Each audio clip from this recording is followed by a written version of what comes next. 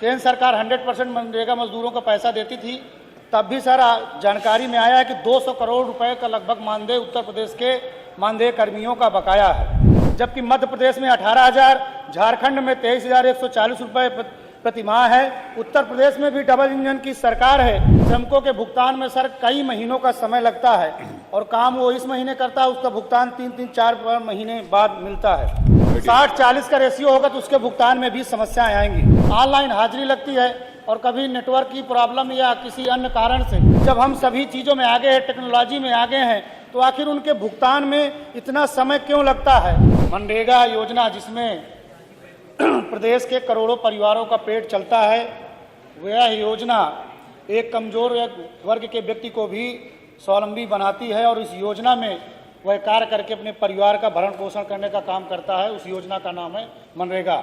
मनरेगा अर्थात महात्मा गांधी रोजगार गारंटी कार्यक्रम। कुछ दिन पूर्व भारत सरकार ने इसके नाम में परिवर्तन किया है और नाम के परिवर्तन के साथ साथ जो पहले होता था कि भारत सरकार इस योजना में मजदूरी का 100% भुगतान करती थी और जो सामग्रिक लागत रहती थी उसमें 75% का अनुदान भारत सरकार देती थी।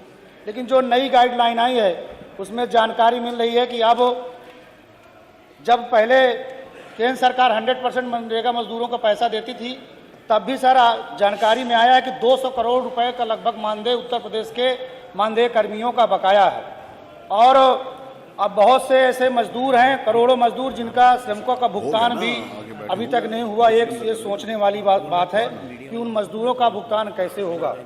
मानवर, आपके माध्यम से मैं कहना चाहूँगा कि इतनी महंगाई में जो मंत्री जी का जवाब आया कि 252 रुपये प्रतिदिन की मजदूरी है, उससे एक परिवार का भरण पोषण कैसे हो सकता है। ऊपर से इन योजनाओं में श्रमिकों के भुगतान में सर कई महीनों का समय लगता है और काम वो इस महीने करता है, उसका भुगतान 3-4 महीने बाद मिलता है। एक आशंका सर ये भी है कि यदि अब जो भारत सरकार की नई गाइडलाइन है कि अब राज्यों पर ज़्यादा भार पड़ेगा, तो इससे ये है कि और ये आने वाले समय में देखने वाली बात है कि जब केंद्र सरकार पूरा पैसा देती है तब भुगतान में इतनी समस्याएं आती हैं। बैठे उसके बाद करिए, बैठे प्लीज, जब चलने दीजिए। 60-40 का रेशियो होगा तो उसके भुगतान में भी समस्याएं आएंगी। मानवर, मनरेगा श्रमिकों की एक समस्या यह भी है कि उनकी मजदूरी को जियो टैग किया जाता है। ऑनलाइन हाजिरी लगती है और कभी नेटवर्क की प्रॉब्लम या किसी अन्य कारण से उनकी ऑनलाइन हाजिरी ना लगने की स्थिति में पुनः उनको उसी स्थान पर आकर जियो टैग करना पड़ता है। मानवर, मैं आपके माध्यम से पहला अनुपूरक माननीय मंत्री जी की से मैं पूछना चाहूँगा कि उक्त योजना के क्रियान्वयन में रोजगार सेवक मनरेगा कर्मी महत्वपूर्ण भूमिका निभाते हैं। लगभग 20 साल से वह सभी कार्य कर रहे हैं। क्या सरकार वर्तमान समय में महंगाई को देखते हुए, क्योंकि उनका जो मानदेय है वर्तमान समय में 7,788 रुपये प्रति माह EPF कटकर है, जबकि मध्य प्रदेश में 18,000, झारखंड में 23,140 रुपये प्रति माह है। उत्तर प्रदेश में भी डबल इंजन की सरकार है। क्या सरकार रोजगार सेवकों का मानदेय प्रति माह कम से कम 30,000 करेगी? क्योंकि जब झारखंड जैसे छोटे राज्य इतने 23,000 रुपये दे रहे हैं तो हमारे यहाँ डबल इंजन की सरकार है, क्या उत्तर प्रदेश सरकार भी प्रति माह उनको 30,000 रुपये मान देने का काम करेगी कि नहीं करेगी? दूसरा, मानवर, आपकी अनुमति से जो मेरा अनुपूरक है कि मनरेगा योजना में कार्य करने वाले श्रमिकों के भुगतान में सर कई महीनों का समय लगता है। उस परिस्थिति में बेचारा श्रमिक कर्जा लेकर अपने घर परिवार का भरण पोषण करता है। जब हम सभी चीज़ों में आगे हैं, टेक्नोलॉजी में आगे हैं, तो आखिर उनके भुगतान में इतना समय क्यों लगता है। और इसके साथ साथ जो माननीय मंत्री जी ने जवाब दिया कि 252 रुपये उनकी मजदूरी मिल रही है। सर, इतनी बड़ी इकॉनमी हमारी उत्तर प्रदेश सरकार की है और मजदूर जो श्रमिक है हमारा, उसकी महत्वपूर्ण भूमिका उत्तर प्रदेश को बढ़ाने में है। तो जो मेरा अनुपूरक है कि माननीय मंत्री जी 252 रुपये की जगह क्या उनकी मजदूरी 700 रुपये प्रति माह करने का काम करेंगे, और क्या कोई ऐसी गाइडलाइन बनाएंगे कि यदि मजदूर दिसंबर महीने में काम करे तो जनवरी माह के प्रथम सप्ताह में उसका भुगतान हो जाए। आपकी अनुमति से सर एक तीसरा मेरा अनुपूरक है, छोटा सा। 2 अनुपूरक अलाउड है, तीसरा सर अगर अनुमति हो छोटी।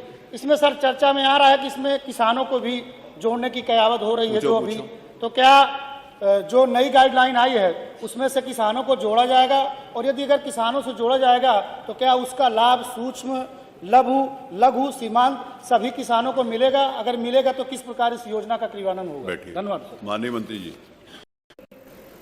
आपके माध्यम से मैं माननीय सदस्य को बताना चाहूँगी कि मनरेगा के मजदूरों को प्रतिदिन 252 रुपये की दर से मजदूरी दी जाती है। महोदय, ये मजदूरी निर्धारण एवं अधिकतम रोजगार दिवस निर्धारण भारत सरकार द्वारा निश्चित होते हैं।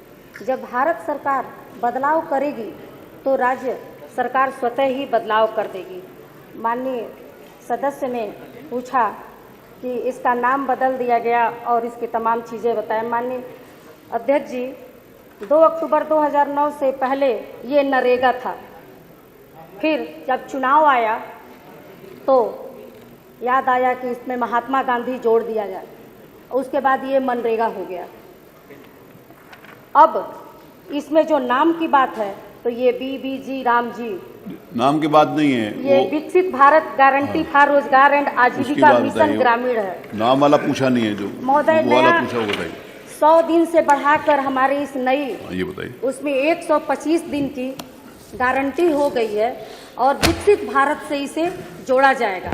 अब वर्ष में 2 बार जब फसल कटेगी उस समय मनरेगा का कार्य कृषकों को मजदूर नहीं मिलते हैं तो मनरेगा कार्य 60 दिन के लिए रोक दिया जाएगा और 15 दिन के सापेक्ष अब 7 दिन में ही मजदूरी का भुगतान होगा। अब ग्रामीणों का पूरा फोकस रहेगा। ग्राम सभा से प्रस्ताव मांगकर ही कार्य कराया जाएगा। अब ग्रामों को 3 श्रेणियों में बांट के कराया जाएगा। A, B, C, जो सबसे पिछड़े गांव हैं उनको पहले कराया जाएगा और जो मध्य में हैं उनको उसके बाद, जो शहर से सटे हुए हैं उनके बाद। ये बिल से रोजगार संख्या बढ़ेगी और ग्रामीणों के जीवन का स्तर पहले से अधिक सुधार होगा और भारत जल्द विकसित राष्ट्र बनेगा। विकसित भारत के लिए विकसित गांव का संकल्प जरूरी है। हमारा विकसित गांव होगा तभी हमारा भारत विकसित होगा। धन्यवाद। धन्यवाद। प्रश्न संख्या 2 श्री समरपाल नहीं छोड़ा, आपका पूरा उत्तर आ गया।